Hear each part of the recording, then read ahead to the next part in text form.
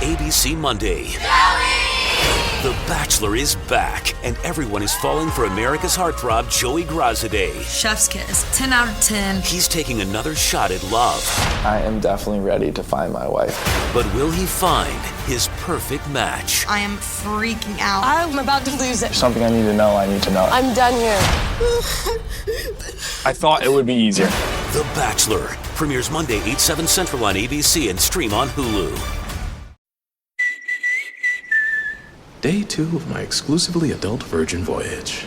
I've come to discover an amazing new use for my phone, shaking it to have champagne delivered to me anywhere on board. Tomorrow, it's bubbly in the bubbles. That's a nautical term for champagne in the hot tub. Come set sail on an award-winning adult Sony voyage. To learn more, visit virginvoyages.com or contact your travel advisor today. Now we're voyaging.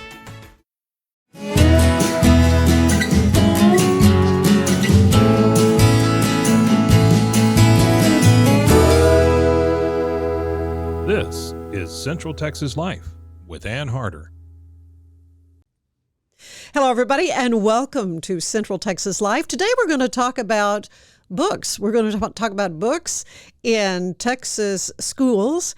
It is a very hot topic right now as the State House is talking about a bill, House Bill 900, that was introduced by a Frisco Republican, Jared Patterson. Is that right? Yeah.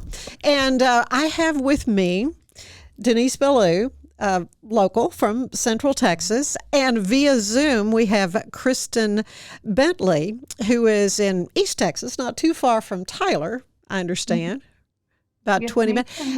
Okay, so I've done some reading on this and kind of understand a little bit about what the issue is. I do know that this is a movement across many, many states in the United States of really people wanting to have a little more, I don't know if it's say or understanding about materials that are in the school libraries.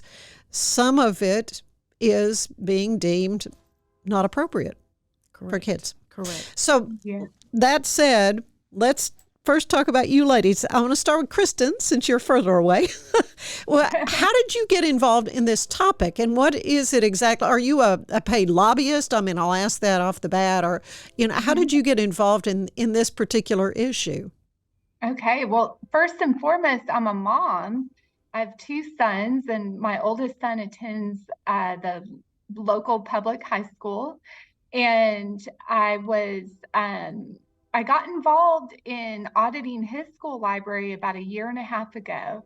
And I was shocked because I found almost 300 books that were indecent, sexually explicit, pervasively vulgar, however you want to describe that, but definitely what I would call educationally unsuitable.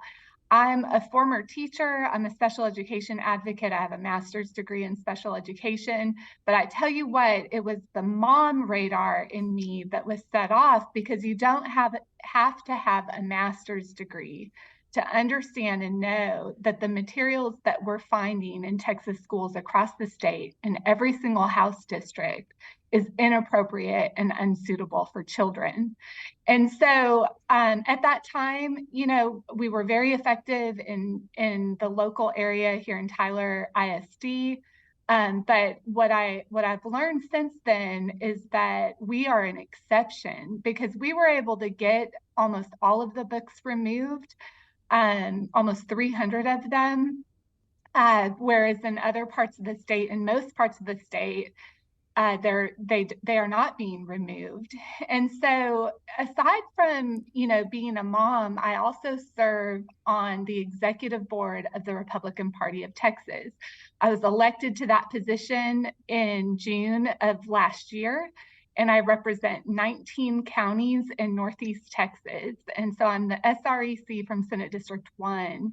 I serve on the Legislative Priorities Committee, and I was tasked with chairing the subcommittee for the priority Stop Sexualizing Texas Kids, which is something that I'm so honored to do. And so the work that I did locally, we're still doing all over the Senate district, but now we're in legislative session, in our 88th session, and so we're taking it to the state level. Denise, what about you? How did you get involved in this issue? I'm an active member of McLennan County Republican Women, and I was voted to be a delegate for the state convention of Texas last year. So I've been really active in all areas, but this was one of the legislative priorities that got voted on at convention. And I have grandchildren. I have 5 grandchildren, and it pricked my heart as well because we had a local committee through our Republican Women tackle the library books. And we have a committee, there's several of us on the committee. We've been auditing books all over Texas, not just locally. And as Kristen said, these books are throughout the state of Texas. As an example, in Hereford, Texas, which is a very small town of 15,000, we found 165 books, sexually explicit books, in their small little district. And these books are not, I don't think people realize the extent that these books contain sexual acts in picture, in description, both heterosexual and homosexual. There's no, there's no boundary for what you find. And so it's very, very disturbing, and that's what drives us. So how do you counter, you're just book banners and you hate people that are different than you, and how do you respond to those, that you want to censor? Mm-hmm. Well, Kristen, you want to take that one? Yeah, I'll take that one first. The opposition has a lot of straw man arguments, and so we've been able to counter each one of them with facts. The fact of the matter is, number one, we are not targeting LGBT communities. As Denise said, these books that are sexually explicit, they may have heterosexual sex or homosexual sex. We don't care. We want sexually explicit books out of school libraries because they aren't developmentally appropriate for children. Sexualizing children is abuse.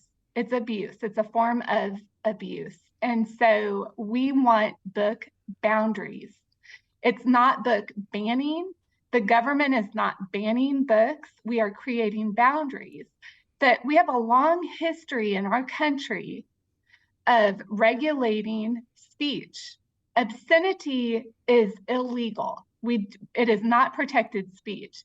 These books don't meet the standard of obscenity because that definition is very hard to meet. We have to consider the books as a whole, the theme as a whole. And so they don't quite meet the standard of harmful materials because of that definition. However, what we know is that on our airwaves, the FCC regulates speech that goes beyond the standard of our penal codes. And between the hours of 6 a.m. and 10 p.m., the FCC regulates for indecent and profane content. Why do they do that? To protect children. Yeah. The FCC has long recognized that we have to protect children from material that goes, that may not meet the strict standard of obscenity, which is never legal, which they regulate 24 hours a day on airwaves. And we have to go further than that and regulate for indecent and profane content. We have a long history of doing that. It's been challenged in our courts and it's always been upheld. So we are not banning books. We're regulating harmful content, indecent and profane content, because we know that children are harmed by that. They're not ready for these explicit materials. Well, let's talk a little bit more about that because we know there's just a huge problem with sex trafficking, with kids getting sucked into that kind of lifestyle, and I think you could make a case that as kids are become less sensitized to sexual content and they're exposed to more of that kind of material, that in essence it's a form of grooming. It sure is. Yeah, it sure is. I think what's interesting, we have with the internet, there's all kinds of things that children have access to on the internet that we didn't have access to when we were growing up. And we do have bills addressing online pornography this session, that we want to have age verification for porn, which Louisiana just adopted in January. That just took effect. So, but what we're seeing is that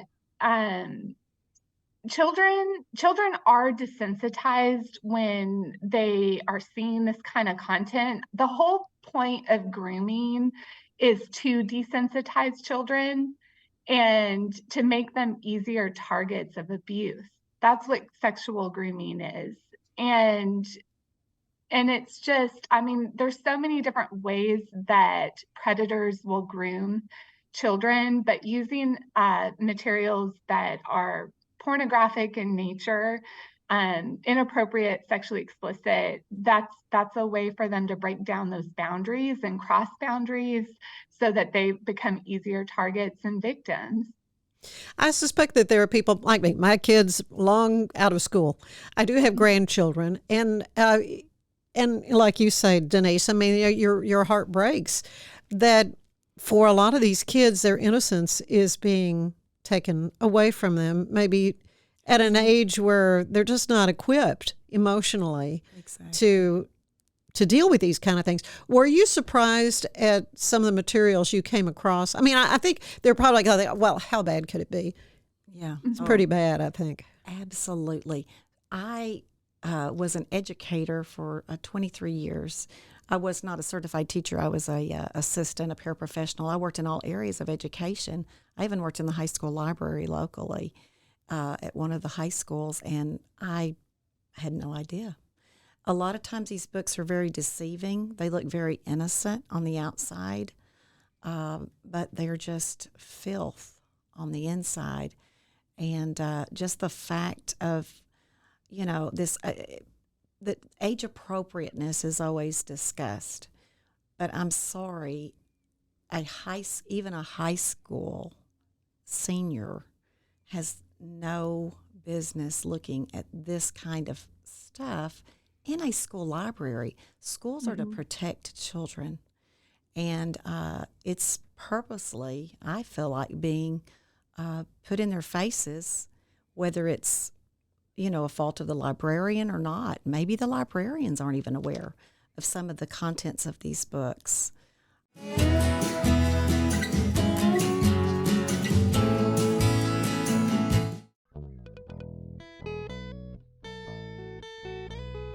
Hi, this is Sarah. And I'm Carter. And this is Some of Our Thoughts.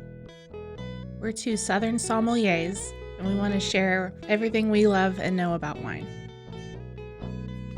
We started hanging out during quarantine and cooking and drinking and listening to music, and we just thought this would be a great way to bring everything we know to you guys. We will make wine knowledge and food pairings easy and approachable.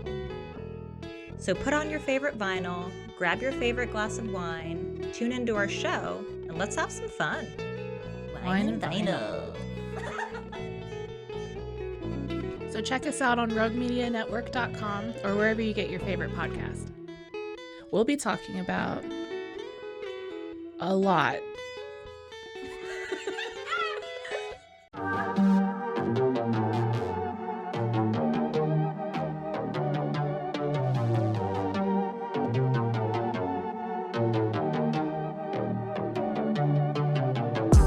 Hey y'all, I'm April. Hi, I'm Caroline. And we have a new podcast for you. What's it called, Caroline? Bloody Happy Hour. It's going to be your new favorite guilty pleasure. We're going to talk about some bloody stuff. Serial killers, true crime, rapists. Why not join us? We'll have a good time. You literally never know. I don't know what I'm going to say. Bloody Happy Hour. Apple Podcasts, Spotify, or wherever you listen to podcasts.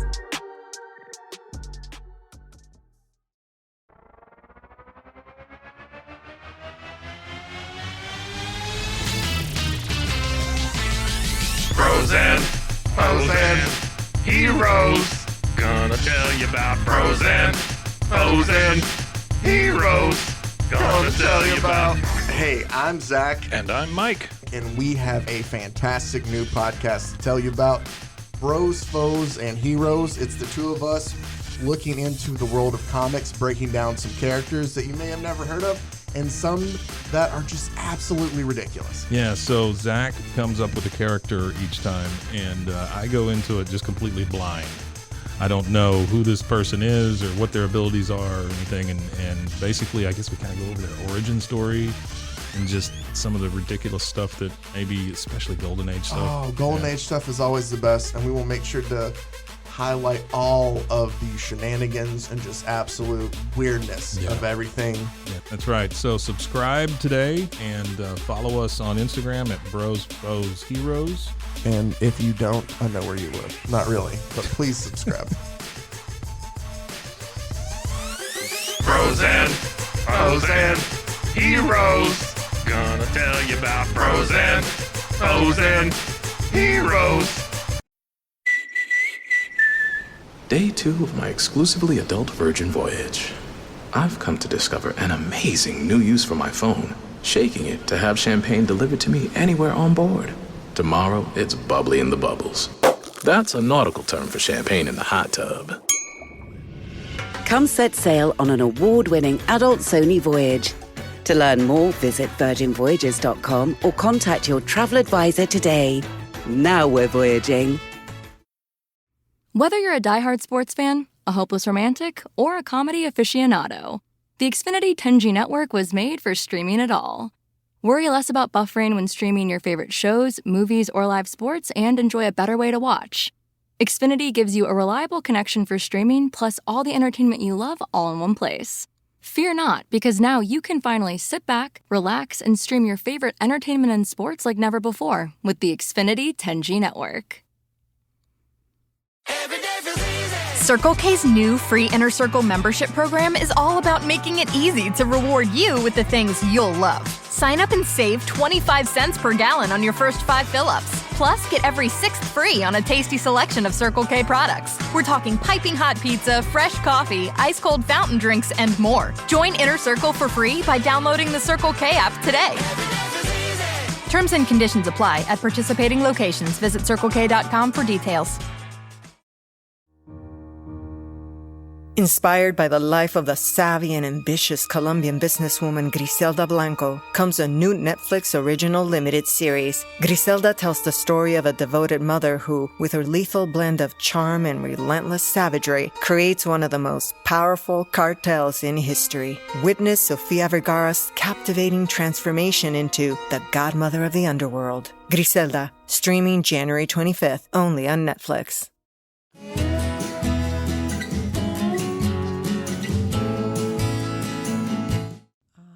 Well, let's talk about the intent then of Representative Patterson's bill, and from what I understand, it is to provide a rating for books. It's not necessarily to remove them or to ban them or what's being said about it, but it's just to give parents an idea that, this list of books has got stuff in it. You may want to take a look at that before you have your third grader read it.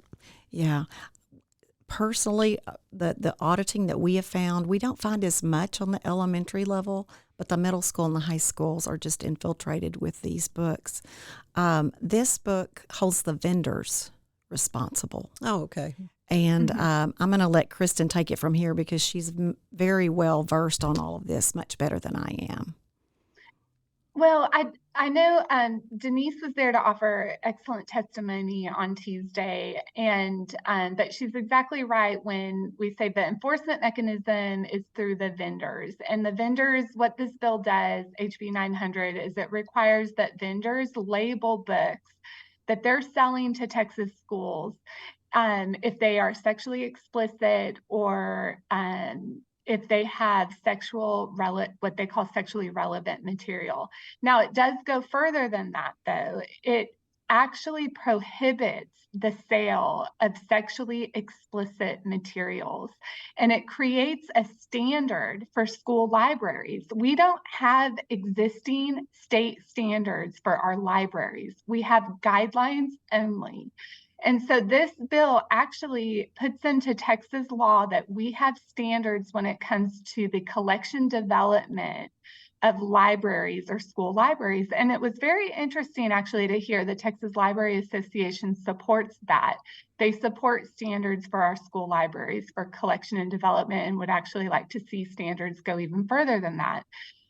So the standard, and one of the reasons that the Republican Party of Texas strongly supports this bill and why parents and grandparents are rallying behind it, who have been working on this issue to remove books for the last year and a half, is that it creates that very, very specific standard that Texas school libraries cannot have sexually explicit materials in their libraries. Immediately, vendors will be required to label these books, and any book that's labeled sexually explicit, they cannot sell to libraries, but they also have to issue a recall for any of the books previously sold to Texas schools that have been labeled sexually explicit. I suspicion parents, because you say you got involved in this a year and a half ago, this is my pet theory, that when COVID happened, suddenly parents were a lot more attuned to what their kids were learning because they suddenly became homeschoolers. And I don't know, maybe I'm totally wrong, but it seems like, and it was about then, parents were going to school board meetings en masse, and they were saying, no, wait a minute, there's stuff going on. And, there have been situations where those parents have been labeled as terrorists, and that kind of thing. So the question is, when you became involved in this issue, what raised your conscience level to what was going on and this material that was in the schools? Well, it's so funny because you're exactly right that, that COVID had some blessings in disguise, and that when parents' eyes were opened across the country to what was happening in schools through the online learning. Now, for me, I was already very politically involved, and so what caught my attention were there were some Texas moms out in Keller, and they were there to testify on HB 900 as well, that found a book called Genderqueer in Keller ISD. Genderqueer it's a graphic novel that depicts sexually explicit acts in drawings, and literally has strap-on dildos on young people that look underage, although I think they're represented in their 20s. Oral sex. It promotes watching pornography. It promotes using vibrators as a child. I mean, these are books that are recommended reading for children given awards by the Texas Library Association, the American Library Association. So the Texas moms up in Keller were the first ones, I think, to find Genderqueer in their school library.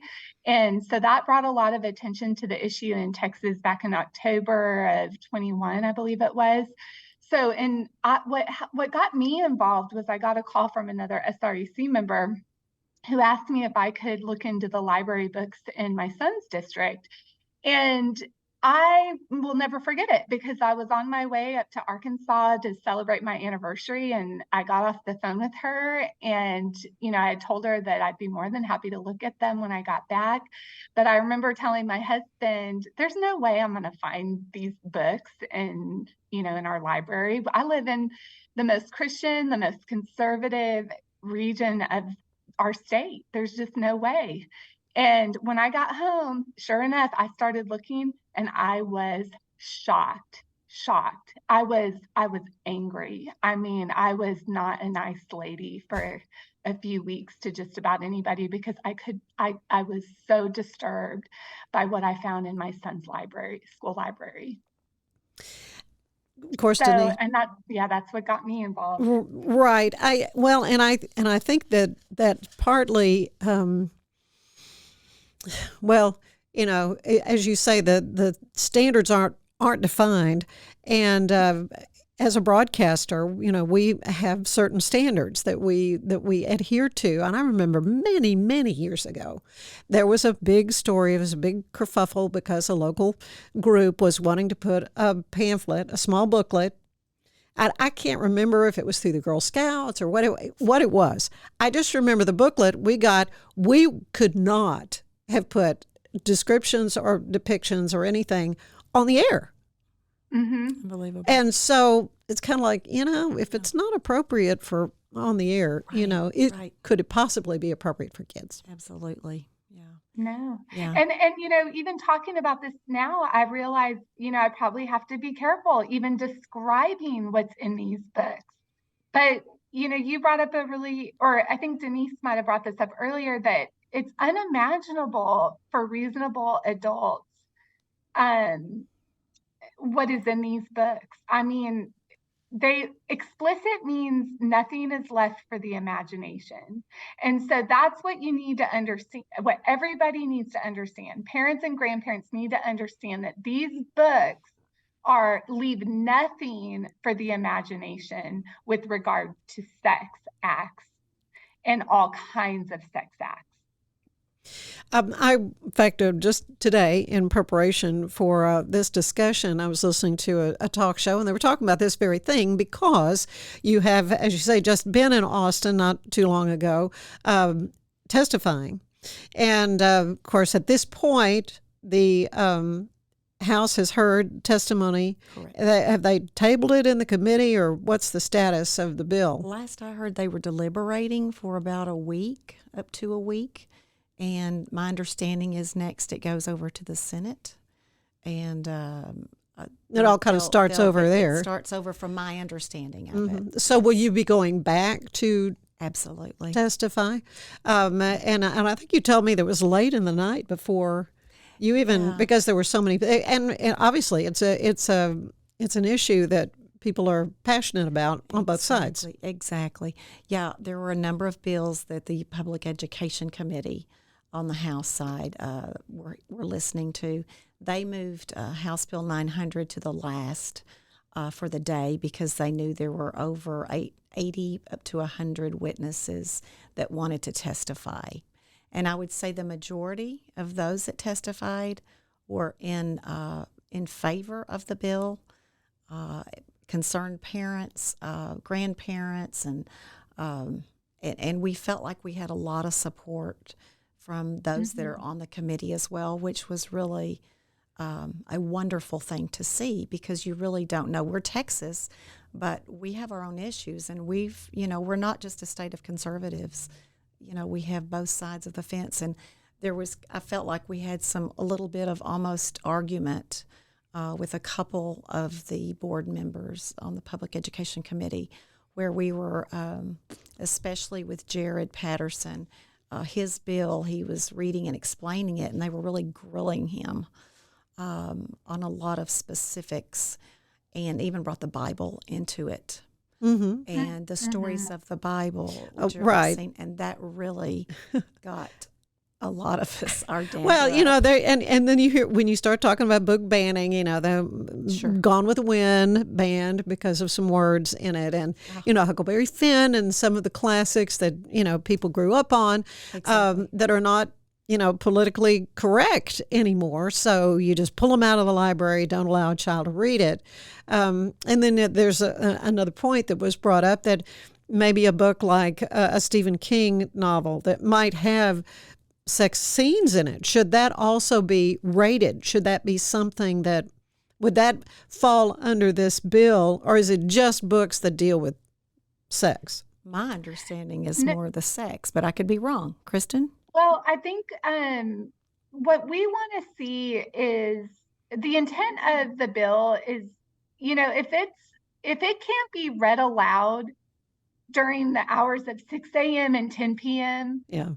because it's indecent and profane, then it shouldn't be in a school library. Our children, Texas children, should be safer in their school libraries than they are tuning into television and radio, shouldn't they?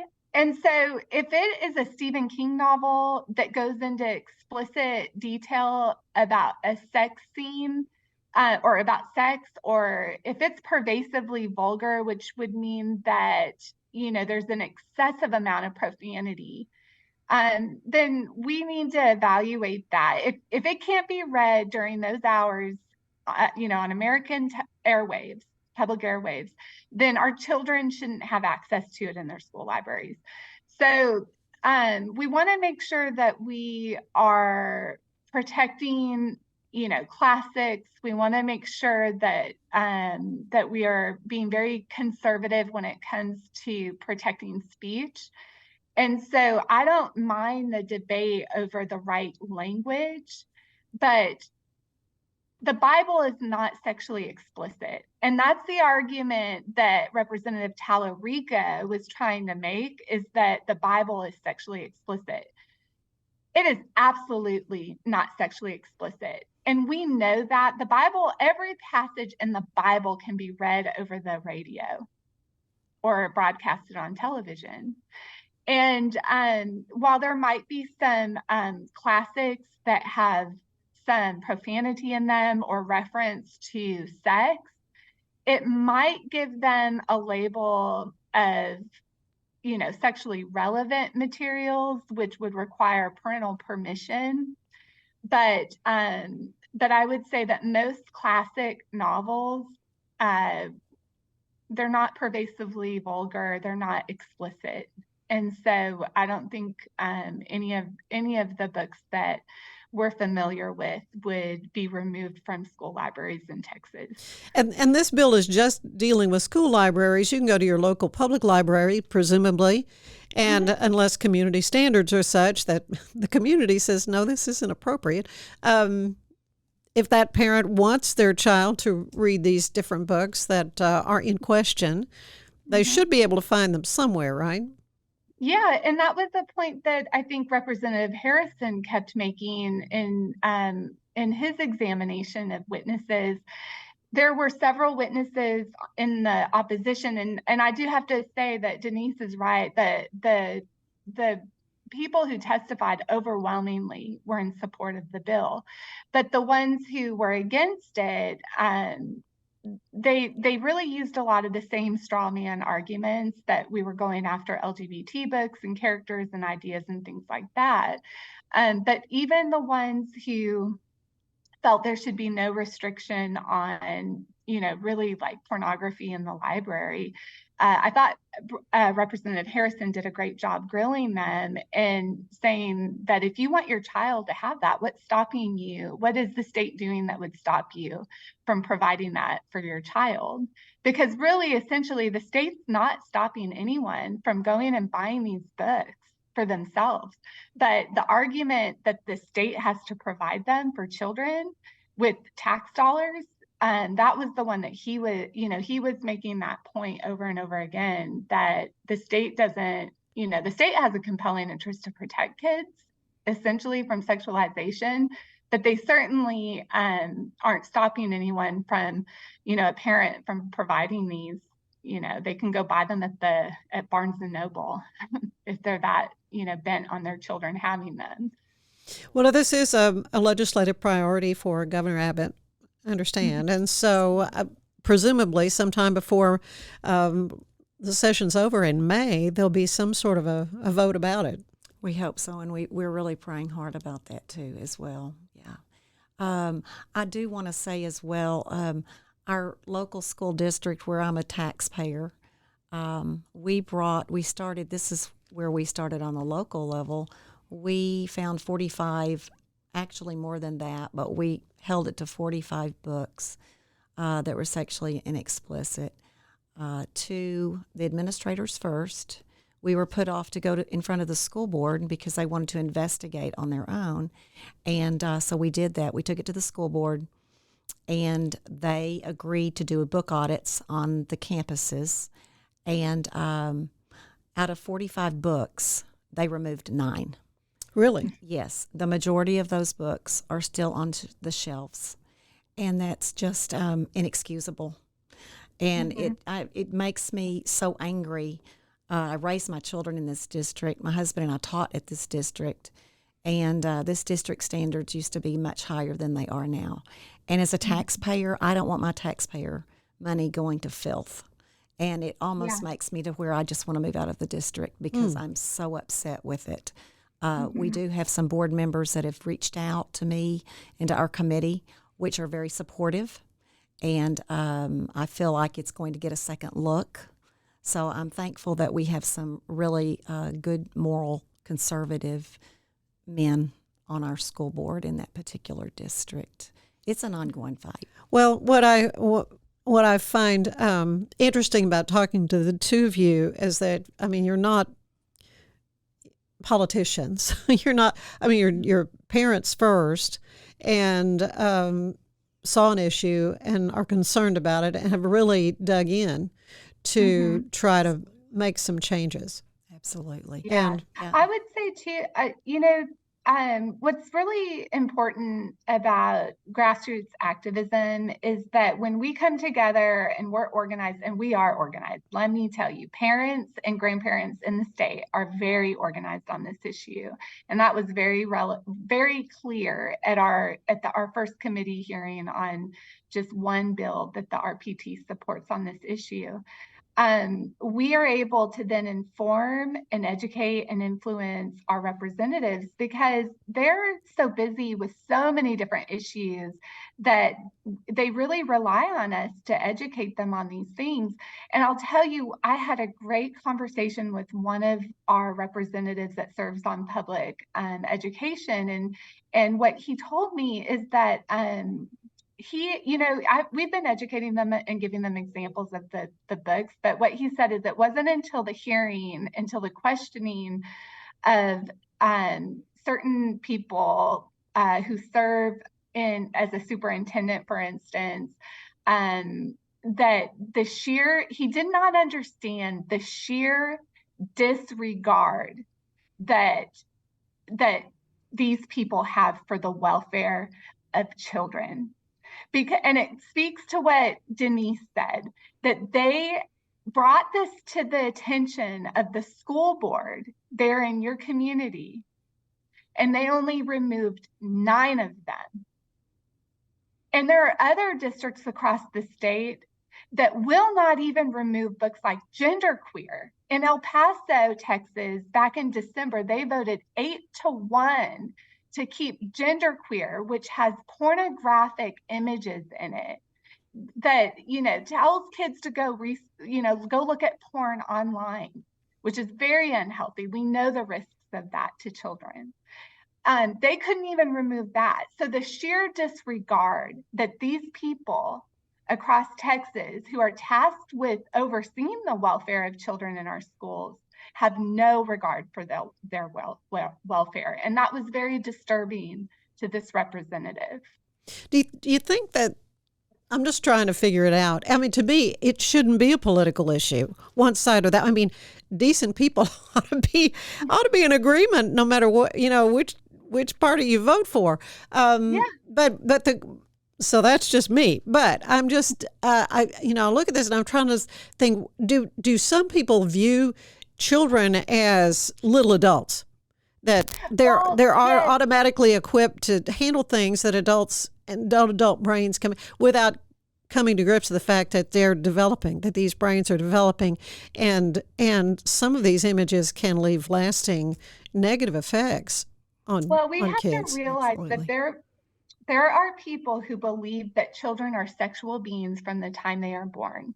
And that is based on Alfred Kinsey's flawed research. He was a pedophile, a known predator. And he, in his research, he abused children. And so, but there are people like him in academia who believe that children are sexual from the time of birth and they have sexual rights, and that we as parents and grandparents who stand to protect them are standing in, that we're actual oppressors because they have a right to be sexual. And so we have to understand that there are people who exist in every field, in professional fields, who believe that fundamentally. And so on the other hand, there are other people who are just misguided. But I will tell you what, we know that protecting kids from explicit materials in their schools has overwhelming support. It has we have polled it, and we know that parents support this, that most reasonable people support this. And this bill, it actually has bipartisan support. That's good to know. Mm-hmm. Yeah. Well, I'm very relieved to hear that. I think that's great. I did find this little factoid.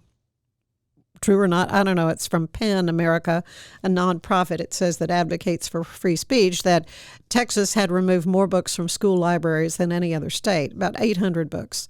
But that could mean everything. That could mean Gone with the Wind. It could be it could be a lot of books that you go, okay. But there are many more that are in question. Oh, there's a list of over 900. So where can you go to find out what's in schools? Well, we started with a list, TexansWakeUp.com, and it's a great resource. Now, it's shows about 125 books. You can scroll through there. You can look at them. You can click and look at the description. These books are rated on BookLooks, is another good website you can look at. BookLooks, I think it's .com or .org. Mm-hmm. It's an excellent resource as well to see what's in these books. But there are over 900 books on list if you had the time to look through. These audits take a lot of time to look through. So we use Texans Wake Up because it's about 125, and most of these books are in the districts. I mean, hands down. We can't find a district, even locally, even some of our smaller schools in the area, that don't have these books. Mm-hmm. So it's time for parents to stand up. Well, just to become educated. Absolutely. As to what's going on, and then make that decision for your child. If your child, then exactly knock yourself out. Right. Exactly. Buying whatever you want to buy for them. But yeah, for the protection of kids. Anyway, my hat's off to the two of you for the work that you're doing, and we'll just continue to monitor this bill and see what happens in the coming weeks.